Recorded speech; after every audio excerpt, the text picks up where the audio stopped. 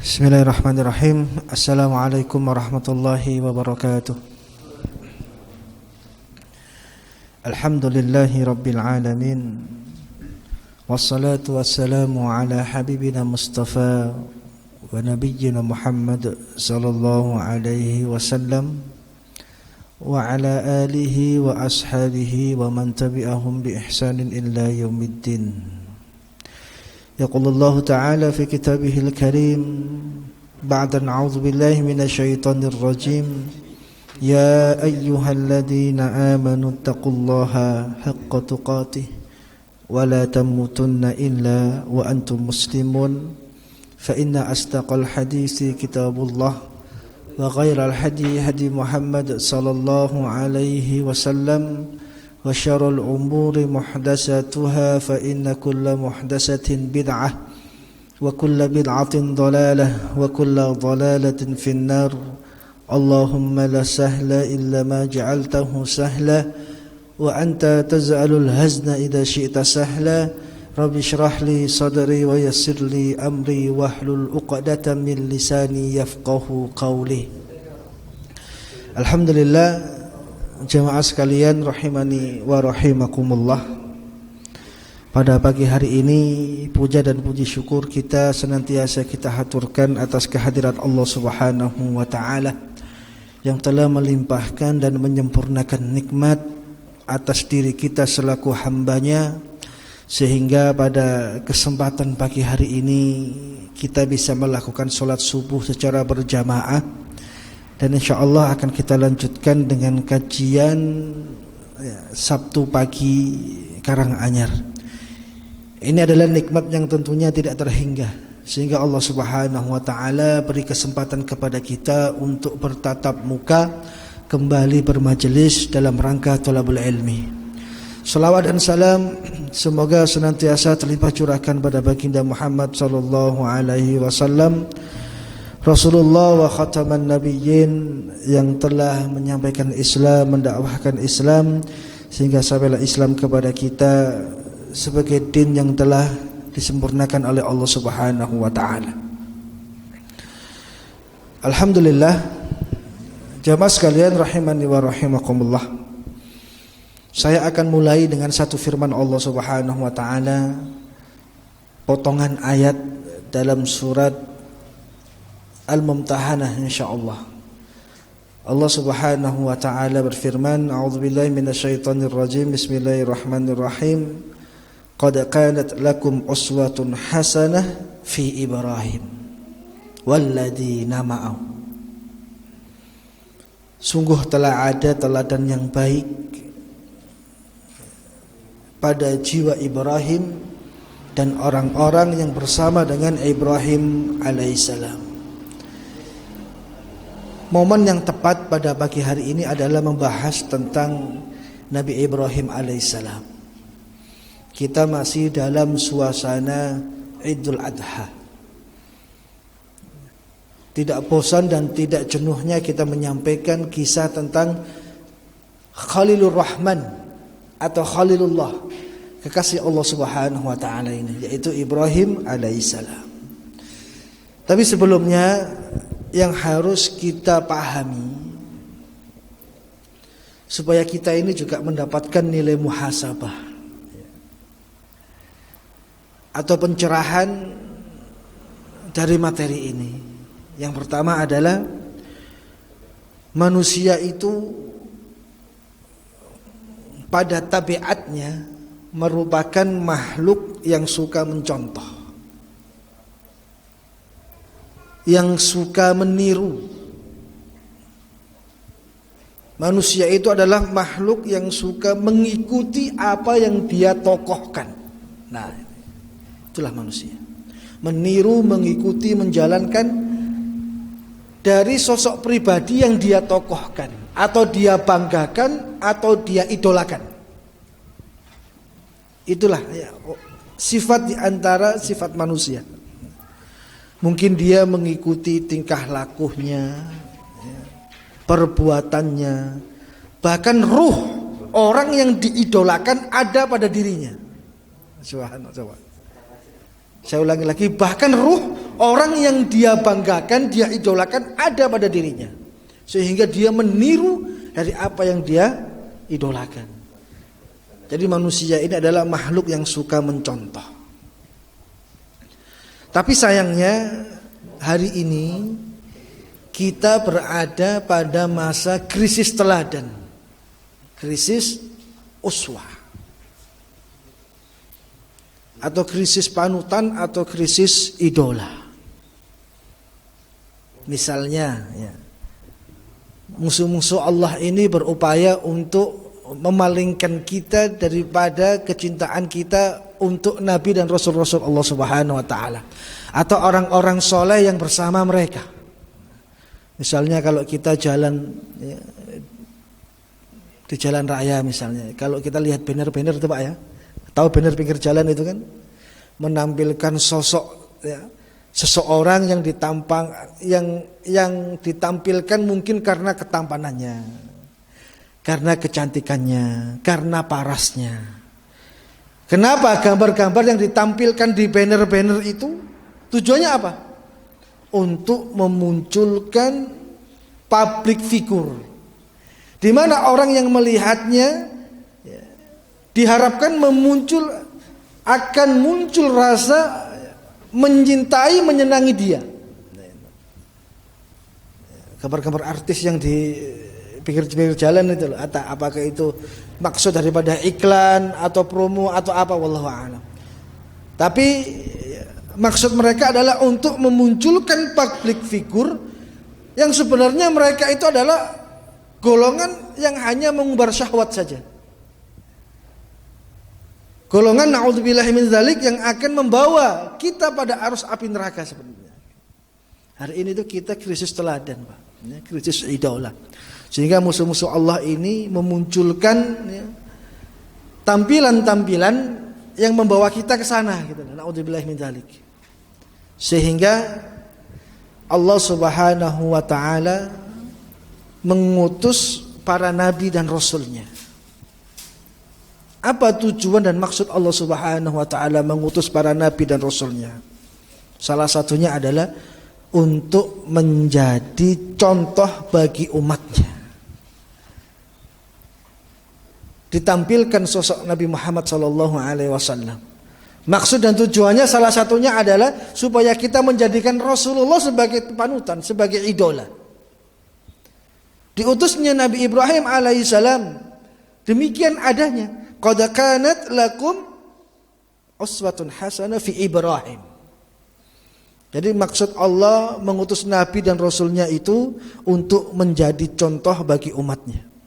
Allah Subhanahu wa taala berfirman kepada Nabi Muhammad sallallahu alaihi wasallam setelah menyebutkan nabi-nabi dan rasul sebelumnya, manusia pilihan yang Allah utus ke muka bumi ini.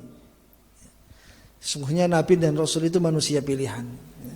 Tidak ada sosok pribadi yang lebih baik dari makhluk Allah Subhanahu wa taala melebihi pribadi nabi dan rasul Allah Subhanahu wa taala. Luar biasa nabi dan rasul ini. Sehingga makomnya itu adalah makom yang paling dekat dengan Allah Subhanahu wa taala. Kecintaan Allah berlebih kepada mereka, kecintaan mereka pun juga berlebih kepada Allah Subhanahu wa taala. Jadi Allah berfirman kepada Nabi Muhammad setelah menyebutkan nabi-nabi dan rasul sebelumnya, yaitu manusia pilihan yang diutus oleh Allah Subhanahu wa taala di muka bumi ini. Allah mengatakan, a'udzubillahi minasyaitonir rajim, bismillahirrahmanirrahim, ulaikal ladzina hadallah fabihudahu muqtadi. Tahu ayat ini Pak ya? Pernah dengar ya? Ulaikal ladzina hadallah. Mereka itulah orang-orang yang telah diberi petunjuk oleh Allah Subhanahu wa taala. Siapa? Nabi dan Rasul. Fabihudahu muqtadi. Maka dengan petunjuk yang ada pada diri mereka, kalian diperintahkan untuk mengikutinya. Subhanallah. Mereka itu adalah orang-orang pilihan yang mendapatkan hidayah, mendapatkan petunjuk dari Allah. Maka Allah perintahkan kita untuk mengikuti apa yang mereka bawa, apa yang mereka sampaikan, bahkan apa yang mereka tampilkan. Nah, Al-Quran ini telah menjelaskan kepada kita ada sosok idola, ya, ada sosok panutan yang telah Allah berikan kepada kita umat manusia, yaitu hambanya. Panutan Nabi dan Rasul yang telah ditulis dalam tinta sejarah yang Allah tuangkan dalam Al-Quran. Gak perlu mengidolakan yang lain, gak perlu. Paham dari sini Pak ya? Sudah paham, Nabi dan Rasul itu sudah subhanallah itu. Cukup ya petunjuk mereka itu atas izin Allah membawa kita ke surga lah. Jadi kalau mentokohkan, membanggakan, mengidolakan itu idola yang membawa kita ke surga itu. Gak lain adalah Nabi dan Rasul Allah Subhanahu wa taala. Termasuk nanti saya sampaikan dalam kisah Ibrahim alaihissalam. Baru kemarin sekarang kita masuk ya, 11 Zulhijjah. Kemarin kita baru sholat Id 10 Zulhijjah. Sebelumnya kita diperintahkan untuk puasa Arafah dan puasa-puasa sebelumnya di awal 10 bulan Zulhijjah. Karena tidak ada hari yang lebih baik daripada 10 pertama hari di bulan Zulhijjah. Subhanallah. Kita masih terbawa suasana 10 Zulhijjah sekalipun kita sudah masuk 11 Zulhijjah yaitu hari tasyrik. Baru kemarin kita melakukan syariat Allah Subhanahu wa taala yang telah dicontohkan oleh Ibrahim alaihissalam. Ada yang berkorban, ada yang menunaikan ibadah haji dari saudara-saudara kita yang hari ini sampai ya, di Mekkah, dan kemarin mereka juga wukuf di Arafah. Mereka sa'i, mereka tawaf dan lain sebagainya. Pertanyaan kami sederhana, mereka melakukan itu semua, siapa yang mereka contoh? Siapa? Ibrahim alaihissalam. Yang mereka contoh adalah sosok panutan yang namanya Ibrahim alaihissalam. Jadi manusia ini bukan sekedar bermodal tampan dan cantik saja, tidak. Manusia ini tidak hanya bermodal jabatan, tidak hanya bermodal kedudukan atau yang semisalnya. Apakah kalau kita hanya bermodal ketampanan, kecantikan, jabatan, kedudukan dan lain sebagainya, apakah itu cukup menjadikan kita orang yang pantas untuk diidolakan? Enggak cukup. Kadang-kadang orang itu bondonya nekat untuk diidolakan orang lain. Mungkin mereka hanya bermodal jabatan, kedudukan, ketampanan, kecantikan. Padahal Allah dan Rasulnya tidak menjelaskan demikian dalam Al-Quran. Kalau tadi orang melakukan syariat haji, syariat kurban, yang mereka contoh adalah Ibrahim alaihissalam. Sosok panutan yang akan membawa kita kepada keridhaan Allah Subhanahu wa taala. Kisah Nabi Ibrahim ini adalah kisah yang sangat panjang yang setiap tahun disampaikan dan diulang-ulang. Karena memang kisah itu disebutkan oleh Allah dalam Al-Quran. Yang mana Al-Quran setiap hari kita buka, setiap hari kita baca. Setiap hari mungkin kita sampai pada ayat tentang Ibrahim alaihissalam. Jadi Nabi Ibrahim alaihissalam, kapan dia dijadikan contoh oleh Allah Subhanahu wa taala? Contoh pribadi kehidupan untuk umat manusia. Kapan? Kapan Ibrahim didaulat oleh Allah, diwisuda oleh Allah, pantas untuk menjadi imam bagi seluruh umat manusia? Jawabannya satu. Setelah beliau mampu melewati fase-fase ujian yang sangat panjang, baru Allah mendaulat beliau sebagai imam bagi seluruh umat manusia.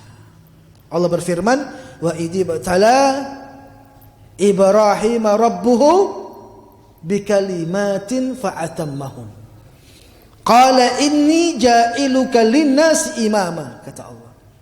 Allah katakan, sungguh aku uji Ibrahim alaihissalam bikalimat, dengan fase-fase yang panjang, fa'atammahun, maka Ibrahim mampu untuk menyempurnakan keyakinannya, mampu melewati ujian tersebut. Dan Allah katakan, qala inni ja'iluka linnasi imama. Ya Ibrahim, aku sahkan engkau hari ini ja'iluka linnas imama, menjadi imam bagi seluruh umat manusia. Itu kata Allah kepada Ibrahim alaihissalam. Subhanallah. Jadi Ibrahim itu didaulat oleh Allah untuk menjadi imam bagi umat manusia setelah melewati atau melalui ujian yang panjang sekali. Coba kita sekarang telaah tentang ujian Nabi Ibrahim alaihissalam. Apa coba? Ketika Nabi Ibrahim sudah didaulat dan sudah disahkan oleh Allah untuk menjadi imam bagi umat manusia. Jadi Nabi Ibrahim ini tidak puas hanya dirinya yang dijadikan panutan. Nabi Ibrahim itu tidak mendapatkan kepuasan hanya dirinya saja yang dijadikan panutan. Tapi Ibrahim minta kepada Allah, wa min dzurriyyati. Ya Allah, termasuk keturunan-keturunanku. Jadikan mereka adalah panutan bagi umat manusia. Sehingga Nabi yang dari terah keturunan Nabi Ibrahim semua menjadi panutan bagi umat manusia. Ya kan? Wa min dzurriyyati. Bagi seluruh keturunanku ya Allah, jadikan mereka panutan bagi umat manusia. Jadikan mereka pemimpin bagi umat manusia.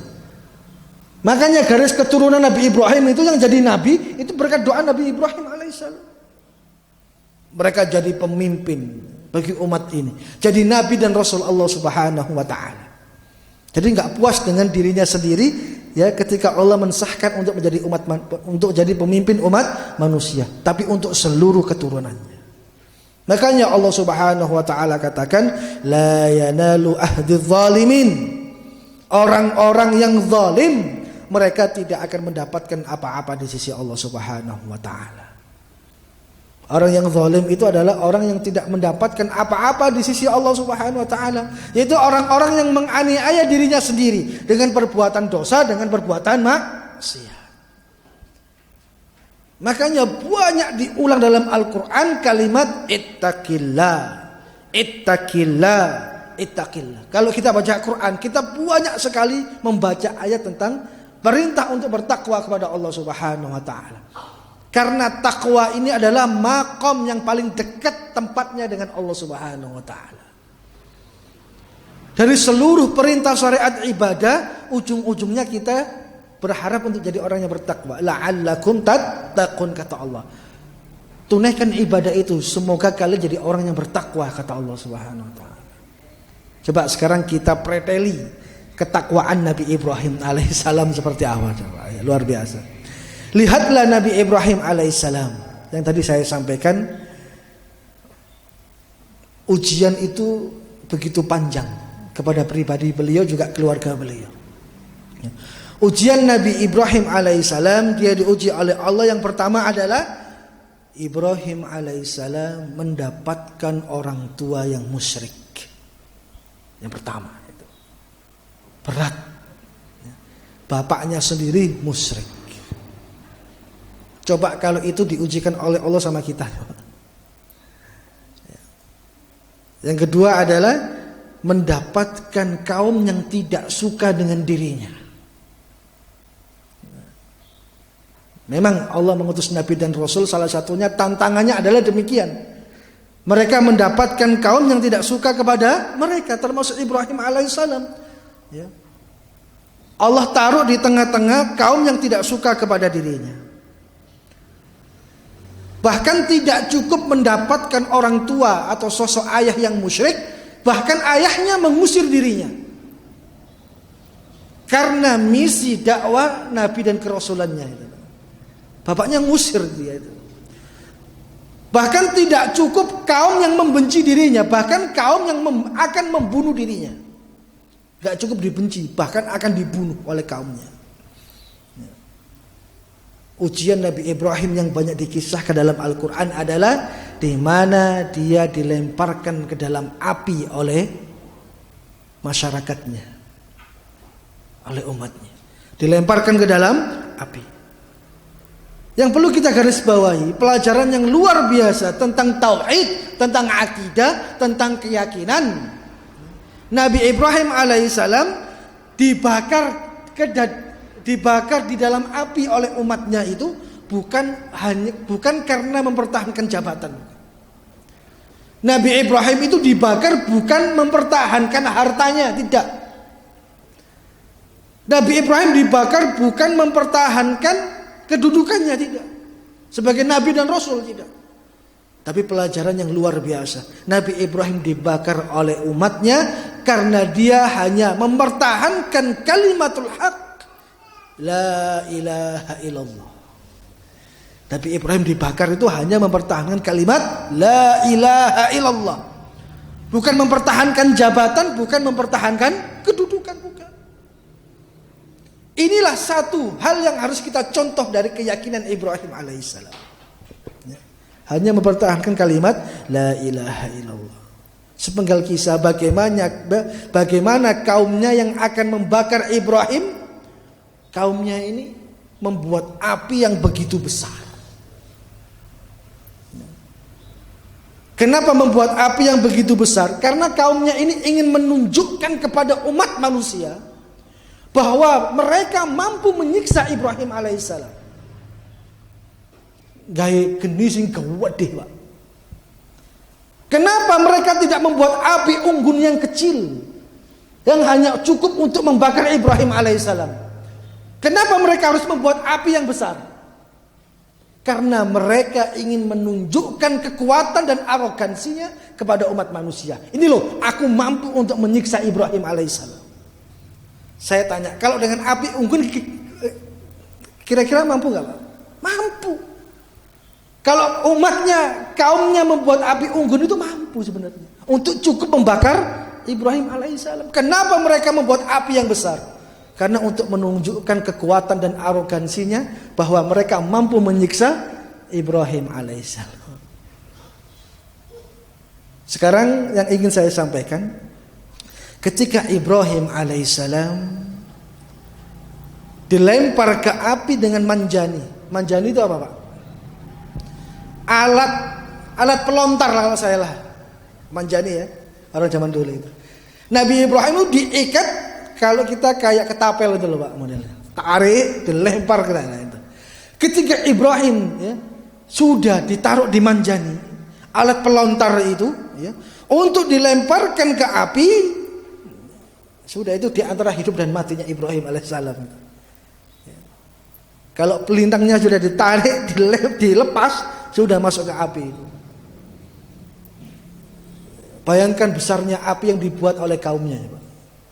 Sehingga ngelemparnya saja pakai manjani, Pak. Bukan diikat, diarak, bukan. Dilempar ke api yang begitu besar. Perjalanan dari manjani ke api itu diriwayatkan datang Jibril alaihissalam. Datang malaikat Jibril alaihissalam. Malaikat Jibril ini menawarkan jasa kepada Ibrahim alaihissalam. Menawarkan jasa. Sekali lagi, catatan akidah wa tauhid, keyakinan yang ada pada diri Ibrahim alaihissalam. Bagaimana jawaban Ibrahim ketika mendapatkan tawaran bantuan dari malaikat Jibril alaihissalam? Ketika perjalanan dari manjani menuju api. Apa kata Jibril alaihissalam? Ya Ibrahim, ya Ibrahim, hallaka ilayka hajah, hallaka ilayya hajah. Ya Ibrahim, apakah kamu mau bantuanku, kata malaikat Jibril alaihissalam. Lalu Jibril ini menawarkan bantuan kepada Ibrahim. Perjalanan detik-detik terakhir Ibrahim akan dilempar ke api itu. Datang Jibril, ya Ibrahim, hallaka ilayya hajah. Apakah engkau mau aku bantu ya Ibrahim? Sudah, kalau malaikat turun tangan selesai masalah sebenarnya. Tapi apa kata Ibrahim? Luar biasa jawaban Ibrahim ini. Amma ilaika falah wa amma ilallahi fanan. Ya Jibril, engkau makhluk, aku juga makhluk. Engkau ciptaan Allah, aku juga ciptaan Allah, kata Ibrahim alaihissalam. Kalau kepada engkau aku nggak butuh. Luar biasa. Kalau kepada engkau ya Jibril, aku nggak butuh. Wa amma ilallahi fanan. Kalau kepada Allah hari ini aku butuh pertolongan Allah, kata Ibrahim alaihissalam. Bukan pertolonganmu, tapi pertolongan Rabbmu, yaitu Allah subhanahu wa ta'ala. Dan Ibrahim mengatakan hasbunallah wa ni'mal wakil. Sebaik-baik memberi pertolongan cukup hanya Allah subhanahu wa ta'ala. Itulah jawaban Ibrahim alaihissalam. Di saat-saat ujung kematiannya dibakar oleh kaumnya, datang Jibril menawarkan jasa, menawarkan pertolongan, tapi Ibrahim jawab dengan keyakinan yang luar biasa. Itulah imannya Nabi Ibrahim alaihissalam kepada Allah subhanahu wa ta'ala. Paham Pak ya?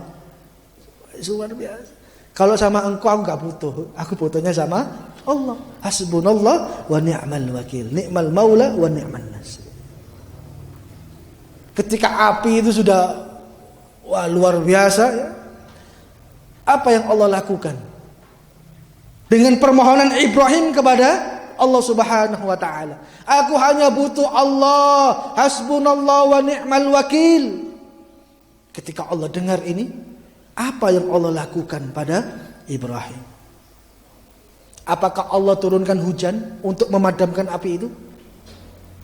Apakah Allah turunkan angin yang kencang untuk memadamkan api itu? Apakah Allah turunkan hujan es supaya api itu padam? Tidak. Allahu Rabbunar. Allah itu yang menciptakan api. Dan api tunduk kepada perintah Allah subhanahu wa ta'ala. Dan Allah kisahkan dalam Al-Quran, dikatakan ya nar, ya naru kuni bardan wa salaman ala Ibrahim. Selesai. Allah Rabbun nar, Allahu Rabbun nar. Allah itu yang menciptakan api. Dan Allah katakan kepada api, ya api, kuni bardan wa salaman ala Ibrahim. Sudah selesai masalah. Ya api, jadilah dingin dan menjadi keselamatan bagi Ibrahim alaihissalam. Api yang begitu besarnya gak mampu membakar Ibrahim alaihissalam. Karena Ibrahim meminta pertolongan, permohonan kepada yang tepat, yaitu Allah subhanahu wa ta'ala. Rabb yang hanya bisa menolong dia. Jadi tatkala seseorang hamba, termasuk kita ini Pak, dapat pelajaran ini. Tatkala seorang hamba siapapun mereka menyerahkan urusannya kepada Allah, sebesar apa masalah Anda? Kalau Anda serahkan urusan Anda kepada Allah, tidak ada urusan yang besar di dunia ini, nggak ada masalah besar di dunia ini kalau Anda serahkan masalah Anda kepada Allah. Kalau kita mau mengambil pelajaran daripada kisah Ibrahim alaihissalam, kita ini tidak henti-hentinya mengatakan Allahu Akbar, Allahu Akbar, Allahu Akbar. Ada takbir mutlak, ada takbir muqayyad, kan gitu ya. Takbir mutlak dimulai ketika masuk 1 Zulhijjah sampai matahari terbenam di hari ke-13 Zulhijjah atau akhir hari tasyrik. Juga ada takbir muqayyad. Takbir itu kita tak henti-hentinya membesarkan Allah subhanahu wa ta'ala. Allahu Akbar, Allahu Akbar, Allahu Akbar. Dimulai 1 Zulhijjah sampai 13 Zulhijjah selesai. Takbir terus sama Allah. Kita mau sholat, kita takbir. Bahkan kemarin sholat id, imamnya rakaat pertama melakukan 7 takbir. Rakaat kedua berapa takbir? 5 takbir. Takbir terus, tak henti-hentinya mereka takbir. Mau rukuk dia takbir, mau sujud dia takbir, bangun dari sujud dia takbir. Di dalam setiap aktivitasnya kita sebagai umat Rasulullah SAW dan mengikuti syariatnya, kita itu takbir kepada Allah, membesarkan Allah subhanahu wa ta'ala. Tidak hentinya mengatakan Allahu Akbar. Kalau kita sudah memperbanyak takbir, Kenapa kita masih takut menghadapi masalah? Kenapa kita masih takut menghadapi masalah? Kalau dalam hati kita sudah sering membesarkan Allah Subhanahu wa taala. Makanya tidak ada urusan yang besar di dunia ini. Tatkala seorang hamba menyerahkan urusannya kepada Allah, sudah selesai. Wa may yattaqillaha yaj'al lahu makhraj. Inilah pelajaran dari kisah Ibrahim alaihissalam. Kita belajar dari imannya Ibrahim alaihissalam, keyakinan Ibrahim alaihissalam. Bahkan di ujung menghadapi kematian, Allah turunkan pertolongan kepada beliau. Jamaah sekalian rahimani wa rahimakumullah. Apakah selesai sampai di situ ujian bagi Nabi Ibrahim alaihissalam? Selesai enggak, Pak? Belum. Nabi Ibrahim belum jadi imam, belum. Belum jadi imam bagi umat manusia, belum. Itu baru sepenggal ujian Ibrahim alaihissalam. Ujian selanjutnya, beliau diuji oleh Allah untuk meninggalkan negerinya. Diperintahkan oleh Allah untuk hijrah, so, pergi aja. Tempatmu sudah tidak kondusif lagi ya, untuk melakukan dakwah. Cari tempat yang lebih baik lagi. Allah perintahkan Ibrahim untuk hijrah. Pertanyaannya, apakah perjalanan Nabi Ibrahim alaihissalam ketika Allah perintahkan untuk hijrah? Perjalanan yang landai, bertaburan mawar dan melati? Tidak. Perjalanan Ibrahim alaihissalam adalah perjalanan yang penuh onak dan duri.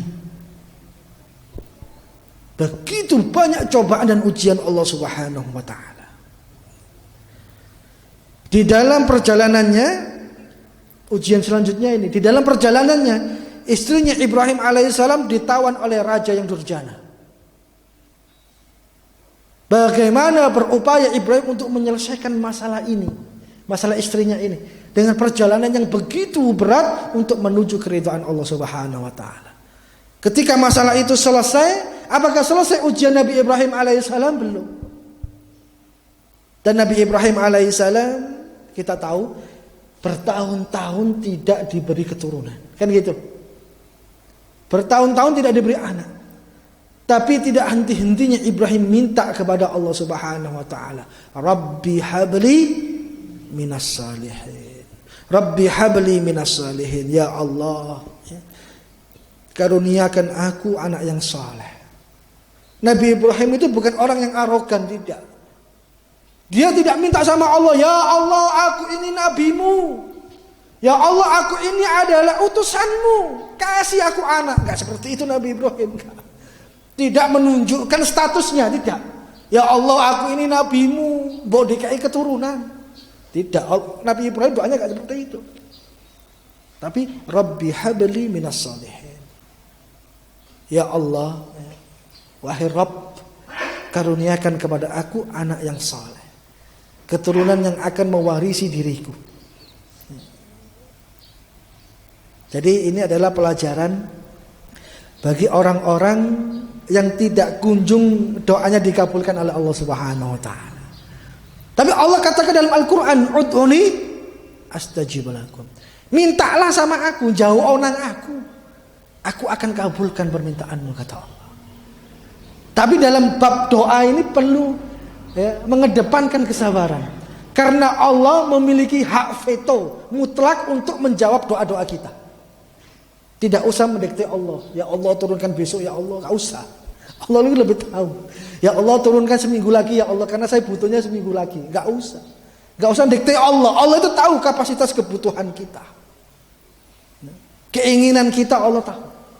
Sehingga pelajaran bagi orang-orang yang tidak kunjung dikabulkan doanya. Kalau kita preteli sejarah ini, apakah kita punya keyakinan seperti Ibrahim alaihissalam? Berapa tahun doa Nabi Ibrahim dikabulkan oleh Allah? Berapa tahun? Hanya doa Rabbi habli minas salihin, Rabbi habli minas salihin, minta keturunan, diijabah oleh Allah selama 83 tahun. 83 tahun. Bagaimana dengan kita? Kalau Anda pasangan suami istri baru nikah 10 tahun, belum punya anak, jangan seudon sama Allah. Nabi Ibrahim 83 tahun. Kalau Anda pasangan suami istri, ini live ini Mas ya? Live enggak ini? Oh enggak ya, radio enggak ya? Nah, kalau live saya sampaikan.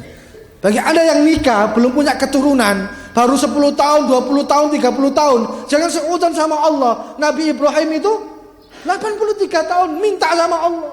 Anda baru 30 tahun aja. Jadi sampai kapan kita doa sama Allah? Sampai mati. Minta sama Allah. Karena Allah la yukhliful mi'ad, gak akan mengingkari janjinya. Ud'uni astajib lakum. Ini loh, jangan seudon sama Allah, gak boleh. Allah memiliki kewenangan untuk mengabulkan doa-doa kita, dan pasti Allah akan kabulkan insyaallah. Sudah minta anak selama waktu yang panjang, Allah kabulkan, Allah kasih. Ya, Ismail alaihissalam, seorang keturunan yang lama dinanti. Pertanyaannya, apakah Ibrahim sempat menimang-nimang Ismail alaihissalam? Tidak. Layaknya kita seorang suami istri, ayah dan istri. Ketika anak lahir kita bahagia dengan kelahiran anak kita. Ya, itu manusiawi, fitrah. Tapi ketika Nabi Ismail diberikan kepada Ibrahim alaihissalam, Ismail kecil ini, apakah beliau bisa menimang-nimang? Tidak.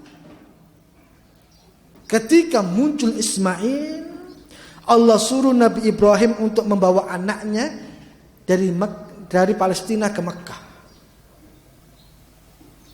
Perjalanan yang begitu panjang. Kenapa Allah perintahkan itu sih? Kenapa tidak ada selang waktu Ibrahim untuk istirahat? Gak ada. Selesai ini diuji ini, selesai ini diuji ini, selesai ini diuji ini. Allah Subhanahu wa taala memiliki maksud. Maksudnya apa? Allah hanya ingin menguji Nabi Ibrahim. Apakah ada di dalam hati Ibrahim aku, kata Allah Subhanahu wa taala. Apakah Ibrahim masih mencintai aku, kata Allah Subhanahu wa taala. Sehingga ujian itu belum diputuskan oleh Allah Subhanahu wa taala. Terus ada ujian. Allah hanya ingin menguji apakah Ibrahim itu masih cinta sama aku daripada cinta kepada anak dan istrinya. Itu maksudnya Allah. Subhanallah. Ketika sampai di Mekkah, disebutkan dalam Al-Quran, biwadin ghairi dzar'in, tempat yang tandus, hanya ada gunung-gunung berbatu, nggak ada sumber mata air. Seandainya tanaman di situ ditanam pasti mati dan nggak hidup. Saking gersangnya tempat itu, saking panasnya tempat itu. Biwadin ghairi dzar'in, kata Allah dalam Al-Quran, menjelaskan tentang di mana saat itu istrinya dan anaknya ditinggalkan oleh Ibrahim alaihissalam. Sekarang pelajaran untuk para wanita ini yang sebelah kiri ini. Belajarlah dari istri Ibrahim alaihissalam, yaitu Hajar. Wahai muslimah, belajarlah dari Hajar. Bagaimana keadaan dia ketika ditinggal oleh Nabi Ibrahim, yang hanya dibekali air dan kurma saja. Coba. Stok makanan yang mungkin 1 hari 2 hari habis, ditinggali air dan kurma saja. Ketika perintah itu harus sudah ditunaikan oleh Ibrahim alaihissalam, Ibrahim secara perlahan-lahan melangkahkan kakinya dengan berat hati, ya, penuh dengan keikhlasan tentunya, menjalankan perintah Allah. Sudah mulai melangkah, sudah mulai berjalan dengan cepat. Hajar mengejar suaminya. Hajar ini mengejar suaminya. Apa yang dikatakan oleh Hajar? Pelajaran bagi para muslimah. Apa yang dikatakan oleh Hajar? Yang Ibrahim sudah mulai meninggalkan dia dan anaknya untuk memenuhi perintah Allah. Hajar mengatakan, ya Ibrahim, ila man takiluna. Ya Ibrahim, ila man takiluna. Ya Ibrahim, kepada siapa kami engkau titipkan di sini? Sudah muncul keraguan pada Hajar. Ya Ibrahim, ila man takiluna. Kepada siapa engkau titipkan aku dan anakmu di sini? Ibrahim gak noleh. Gak noleh Ibrahim, tetap diam. Dia tetap menatap perintah Allah Subhanahu wa taala. Jalannya semakin cepat, dikejar lagi oleh Hajar. Ya Ibrahim, ila man takiluna. Yang kedua kalinya. Ya Ibrahim, engkau titipkan siapa? Aku dan anakmu di sini. Gak ada apa-apa di sini. Ibrahim tetap diam dan tidak menoleh. Kalau kita sudah, ya Allah, ya ngapunten. Kalau kita mungkin sudah nangis, saling pelukan dan lain sebagainya, enggak tega. Yang ketiga diulangi lagi oleh Hajar. Dia mengejar Ibrahim, ya Ibrahim, ila man takiluna. Ya Ibrahim, kepada siapa engkau titipkan aku dan anakmu di sini? Kepada siapa? Ketiga kali, ya. Pertanyaan yang sama, Ibrahim gak noleh sama sekali, Pak. Ibrahim gak noleh dan diem mendengar Hajar ngomong. Kepada siapa engkau titipkan aku di sini ya Ibrahim, aku dengan anakmu? Setelah 3 kali gak direken, Hajar sadar sebagai istri seorang nabi, mungkin pertanyaan dia salah. Sehingga Ibrahim kok 3 kali kok gak respon gitu. Sehingga Hajar ini sadar, mungkin pertanyaanku salah sebagai istri seorang nabi. Sehingga Hajar merubah pertanyaannya. Apa pertanyaan Hajar? Ya Ibrahim, Allahu amaraka bihada. Hajar mulai sadar dan merubah pertanyaannya. Ya Ibrahim, apakah ini atas perintah Allah? Baru Ibrahim noleh. Noleh dan menjawab pertanyaan istrinya. Naam, amaroni Rabbi. Ya, Allah yang mengutus aku wahai istriku. Apa kata Hajar coba? Ya suamiku, idhab, pergilah sekarang, tinggalkan aku. Tinggalkan aku dan anakku di sini, pergi sekarang. Gak banyak berpikir sudah. Kalau Allah yang perintahkan, pergi. Dan Hajar mengatakan, kalau ini perintah Allah kepada dirimu, kami yakin Allah tidak akan menelantarkan orang-orang yang mengikuti perintahnya. Subhanallah. Nabi Ibrahim meninggalkan istri dan anaknya dengan penuh ketenangan, keyakinan setelah ada dialog itu, meninggalkan ke tempat yang jauh atas perintah Allah. Ujian selanjutnya, dan belum berhenti di sini. Ketika ujian itu sudah mulai datang, Ibrahim sudah kangen kepada anaknya. Ketika Ismail sudah beranjak dewasa, Nabi Ibrahim datang lagi ke Mekah. Kalau tadi Al-Quran mengatakan biwadin ghairi di zar'in, tempat yang gersang. Ketika Nabi Ibrahim balik ke Mekah, kaget. Kok sudah ada gedang, ada sawah, ada pohon durian, ada mata air, ada sungai. Dulu gak ada ini ditinggal Ibrahim alaihissalam. Ketika balik ke Mekah kaget, Mas. Kok berubah hijau gitu loh. Ada anak-anak kecil yang sedang bermain. Ibrahim pulang ini rindu pada Ismail, Pak. Karena lama sudah ditinggal. Perkembangan Ismail Ibrahim tidak menyaksikan dalam pengasuhan Hajar sebagai istrinya. Ketika pulang, Hajar tahu kalau itu Ibrahim. Ketika Ismail melihat seorang yang tua renta, sosok Ibrahim, dia ragu, ini sopo gitu. Lama gak ketemu. Dari kecil sudah diuji oleh Allah. Sehingga Hajar menjelaskan, ini adalah bapakmu, Ibrahim alaihissalam. Sudah bertemu, rasa lelah itu belum habis, rasa kangen itu belum habis, tidur, mimpi, Pak. Langsung ujiannya cash dari Allah Subhanahu wa taala. Belum ngobrol sama anaknya, belum bercengkrama, belum duduk dengan istrinya, ngopi bareng, teh bareng misalnya, belum. Ketika dia tidur, lelahnya belum hilang, capeknya belum hilang, mimpi. Diperintahkan untuk menyembelih Ismail alaihissalam. Kan gitu kisahnya dalam Al-Quran itu kan. Allah uji Ibrahim. Kenapa harus menyembelih Ismail? Yang lama-lama telah dirindu, lama-lama telah dinantikan kehadirannya. Ketika ketemu suruh sembelih. Disuruh untuk menyembelih. Allah punya maksud, Allah punya tujuan gitu. Makanya Nabi Ibrahim julukannya apa coba? Apa? Khalilullah, Khalilur Rahman. Nabi Ibrahim itu julukannya adalah Khalilullah, satu tingkatan paling tinggi sebagai kekasih Allah Subhanahu wa taala. Itu Khalilullah, ya. Tingkatan kekasih yang paling tinggi di sisi Allah Subhanahu wa taala. Ya. Makanya dikatakan Khalil karena tidak ada rongga dalam dirinya, dalam hatinya, dalam jantungnya. Dalam jantung Ibrahim alaihissalam, dalam hati Ibrahim alaihissalam tidak ada rongga kecuali kecintaan dia kepada Allah Subhanahu wa taala. Makanya dikatakan Khalil Ar-Rahman atau Khalilullah, kekasih Allah Subhanahu wa taala. Karena dalam rongga jantungnya, hatinya Ibrahim tidak ada sesuatu yang lain kecuali kecintaan dia kepada Allah Subhanallah.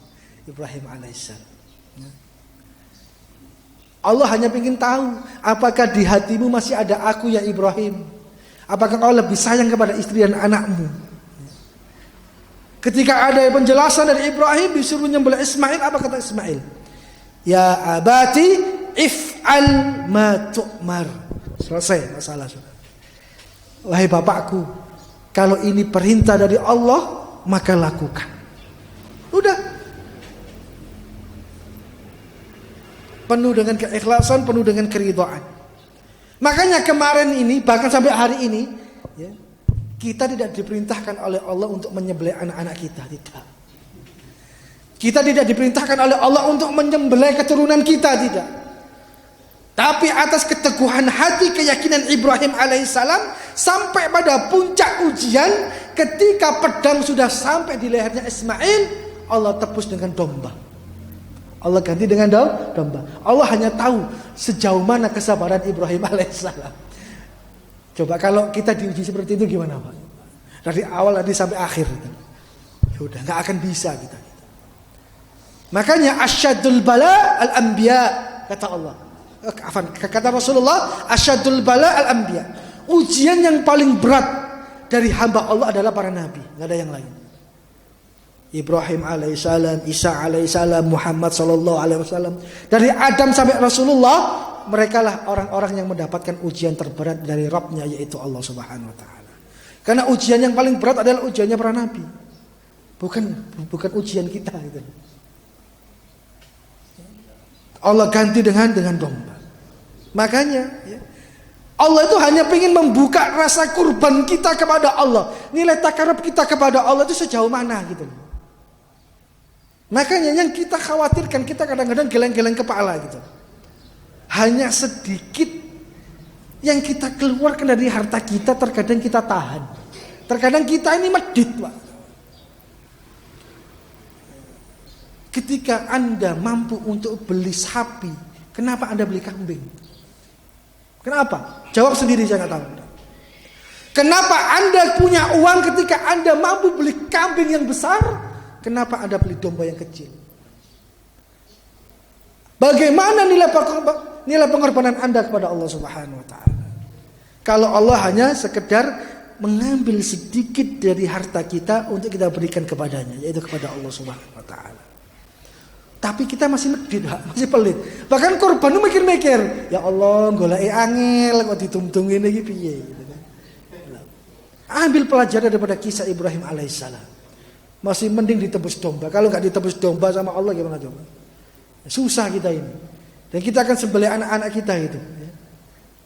Tapi Allah Ar-Rahman, Allah Ar-Rahim. Ya.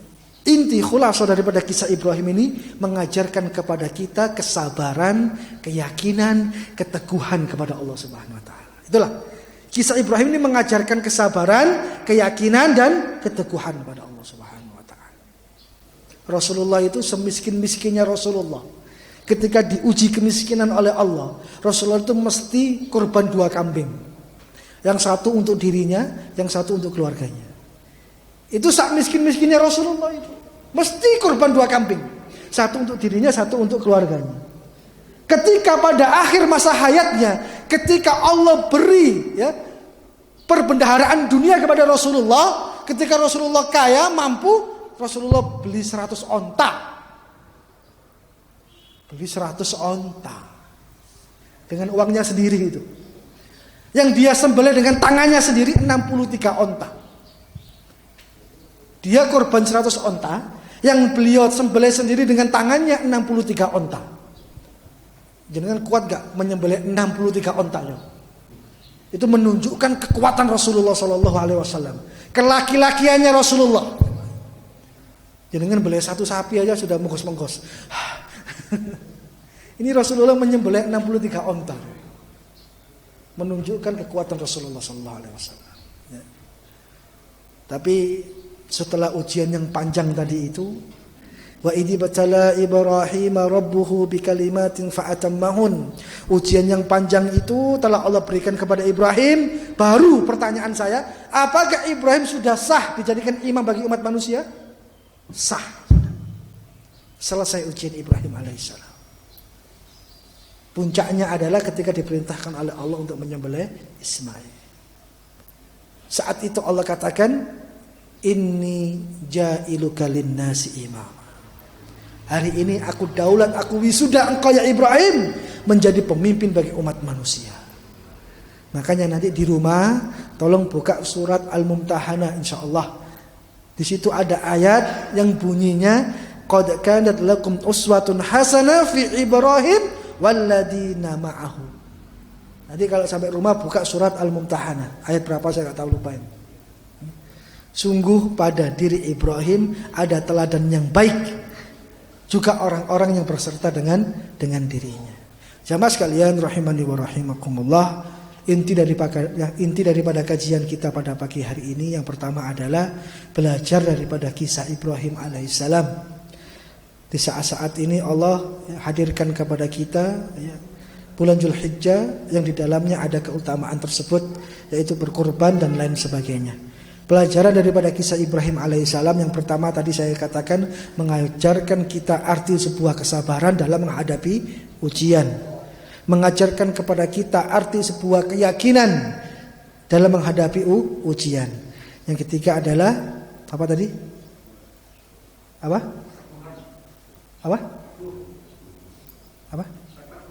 Keteguhan kita dalam menghadapi ujian yang datang dari Allah Subhanahu wa taala. Catat kesabaran, keyakinan dan keteguhan dalam menghadapi ujian.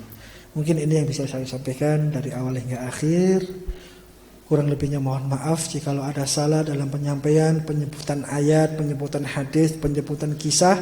Semoga Allah memaafkan Anda dan antum sekalian. Jika ada baik dan benar, pastilah datangnya dari Allah Subhanahu wa taala. Aqulu qouli hadza astaghfirullahi wa lakum.